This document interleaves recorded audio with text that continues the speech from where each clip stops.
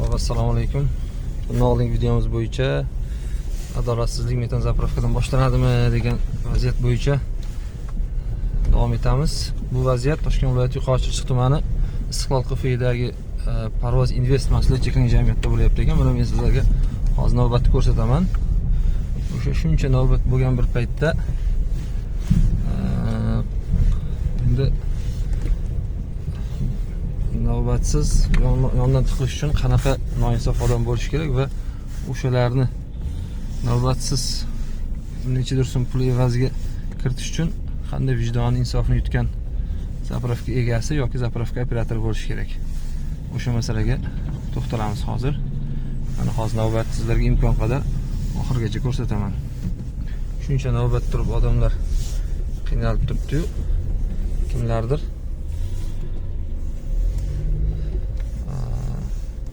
navbatsiz tiqilayotgan holati ham mavjud.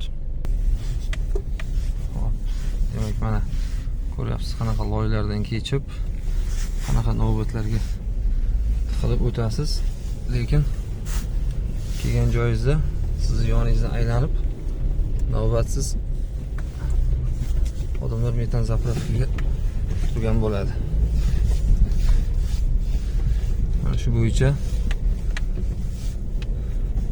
bundan oldingi videomizni ham ko'rishingiz mumkin.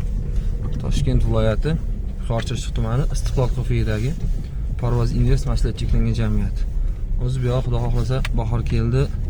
Metanlar navbatsiz tartibga o'tishi kerak, lekin mana shu vaziyatda ham oxirgi sovuq kunlardan ham, ya'ni birovlarni kulfatidan pul ishlash deydimi, birovlarni zahmatidan rohatlanishni xohlagan Parvoz Invest MChJ Toshkent viloyati Yuqori Chirchiq tumani Istiqlol QFIdagilar shuncha odam navbatda turishiga qaramasdan navbatsiz odamlarni yuk mashinalar turadigan kolonkalarga, ustunlarga qo'yib, shuning orqasidan qo'shimcha noqonuniy daromad qilishmoqda.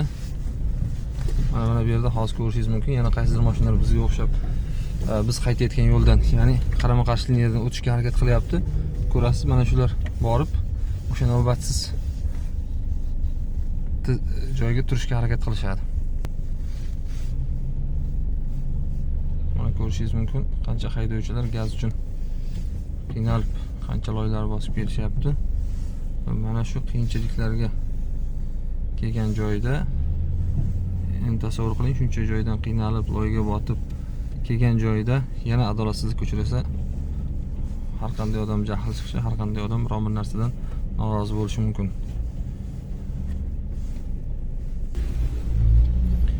Demak, sizlar bilan davom etamiz. Hali navbatning boshiga yetib kelganimiz yo'q.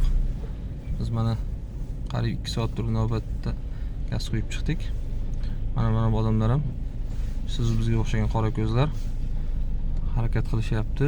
Shu metan qo'yib avtomobilni yurgizishga, ro'zg'or tebratishga. Navbatning oxirigacha imkon qadar olishga harakat qilaman. Toshkent viloyati Yuqori Chirchiq tumani Istiqlol QFI Parvoz Invest mahsulot cheklangan jamiyat.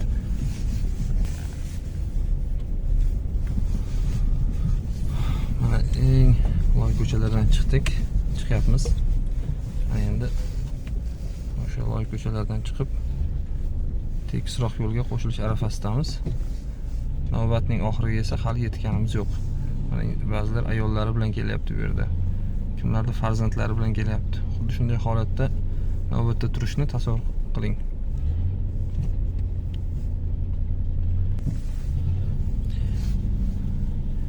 Navbatda turganimiz o'sha gaz yetishmovchiligi yoki boshqa sovuq tufayli bo'lgan bo'lishi mumkin, lekin mana shuncha navbatga dard ustiga chipqon qilib, navbatsiz metan zapravkani ayrim kolonkalarga, navbatsiz ustunlarga haydovchilar o'tkazib yuborishi, uni nima deyish mumkin bilmayman.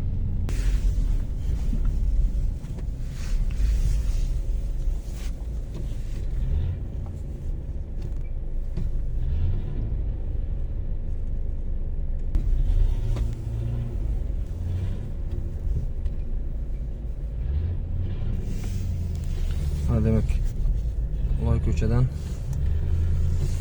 katta ko'chaga chiqyapmiz. Nisbatan tekisroq ko'chaga.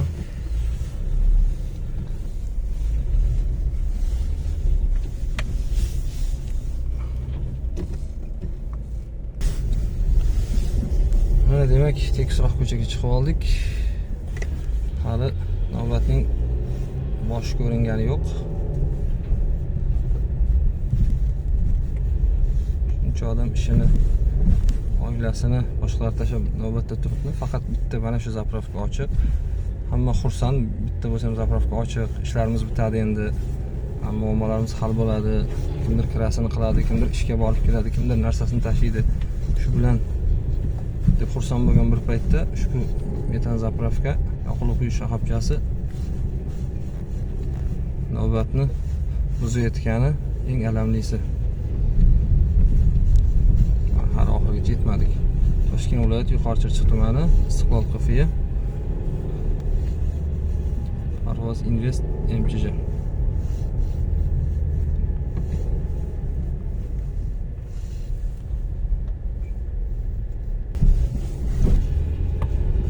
Endi kimdirlar aytishi mumkin, shukur qilmaysanmi? Shuncha deyarli hamma zapravka yopiq, bitta shu ochiq ekan, xursand bo'lib qo'ymaysanmi? Albatta xursandman. Shu zapravka bo'lsa ham ochiq. Xudoga shukur. Shuncha odam metan quyyapti. Shu orqali ro'zg'orni tebratyapti va boshqa. Lekin qaysidir qilingan ezgu ish yoki qaysidir sababga ko'ra ochilgan zapravkani bunaqa navbatsiz insonlarni mashinalar bilan kirgizib nomiga dog' tushirish men shaxsan qarshiman. Ya'ni bitta yaxshi ish qildim degani ikkinchi tarafdan o'sha navbatlarsiz tartib joriy qilishga yoki o'sha ma'lum bir pul evaziga oldi tarafdan kolonkani mashina qo'yishga, qo'pol aytganda kichik maishiy korrupsiya yo'l qo'yishga huquq beradi yoki zapravka ochiq ekan, bitta senga keladi, hamma majbur sendan hamma zapravka qiladi. Bu degani xohlagan usulingga o'ynatasan degan ma'noni anglatmaydi. To'g'ri, tadbirkorlik subyekti o'ziga xon o'ziga bek, lekin iste'molchi huquqlari to'g'risidagi qonun bor O'zbekistonda. Shu jihatdan iste'molchilar mana bu yerda hamma iste'molchiga birdek xizmat ko'rsatilishini va hech qanday cheklovlarsiz, diskriminatsiyasiz, odam ajratish yoki boshqa usullar bilan insonlarni qo'pol aytganda tahqirlashga haqqi yo'q deb hisoblayman.